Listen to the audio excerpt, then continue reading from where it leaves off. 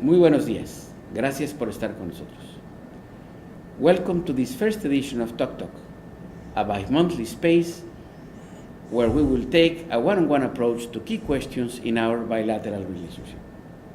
I will be joined by extraordinary individuals that will help us boil down to its basics, complex issues in our shared agenda with the United States. I am deeply honored to be joined today by my very good friend, Dimitri Papadimitriou, President of the Migration Policy Institute and one of the leading experts in matters of international migration in the United States and in the world. Today, migration is at the center of the domestic agenda in the US and obviously an issue of great interest to Mexico. Welcome, Dimitri. Let's begin by talking about demographic changes. Thank you for being here today. What do these new migration dynamics between Mexico and the US mean? What is the depth of this transformation? First, let me thank you very much for honoring me this way, and I want to tell you how delighted I am to be here with you. The factors that you have already mentioned and the continuing strong economic performance of the Mexican economy are creating a different set of circumstances for Mexican migration to the United States. We have seen that migration being at or near zero now for several years, and presuming that the direction in which the momentum is moving in Mexico, we can expect this to continue. This creates an opportunity for both of our countries to build a system in which migration is safe, orderly, legal, and it will be a different form of migration.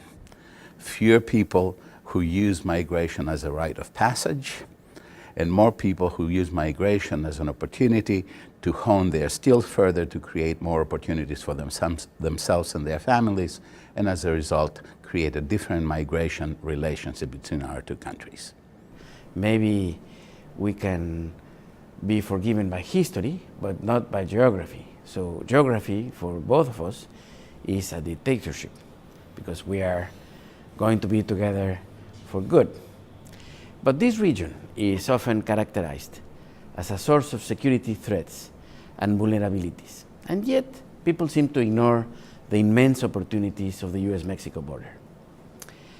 We need to remind ourselves that we have one of the busiest borders in the world, with 56 points of entry that enable more than 300,000 vehicles crossing, including 70,000 trailers every single year, generating $1.3 billion in trade every day.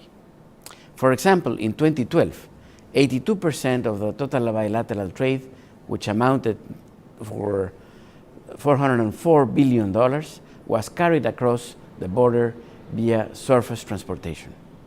I believe that we need to focus on reducing transaction costs and to establish the infrastructure needed for better, more efficient logistics. So, Dimitri, what can we do together to go beyond the concept of mere border enforcement to a truly border enhancement in order to harness the true potential of our region? This is a very fine question, and I think this is a subject that is full of opportunity for both of our countries. I think we need to continue to invest in infrastructure. There is no doubt about it, and we have done better in the last few years than we did, in the decade or so before that. I think we need to work very closely together to develop risk management models that allow us, people who should and cargo that should move almost freely through between our two countries to do so, and stop the vehicles and people, who do not belong in either country. I think that we ought to start thinking about the border more broadly, not as a line, but as a binational region, and begin to think of how we might make joint investments on either side of the border in order to build the economy and society in both sides of the borders. And I think we have to really be careful about personal security, because that, in a sense, is what makes most sense for the people who are at the border, and as a result, for our countries. Let me just say that our country, Mexico, is really ready to do its share to foster trade and economic development, security, sustainability, and quality of life along this shared geographical space, the border. We want less walls and more bridges. Should immigration reform pass both houses of Congress, and this is, of course, the most hot topic here in Washington, and eventually be signed into law, how can Mexico and the United States collaborate to harness the potential of improved orderly flows and renewed circularity? This is something that was there and then was removed from the equation. Which are the three basic things that you would recommend to both governments to engage in? This is again a very penetrating and important question.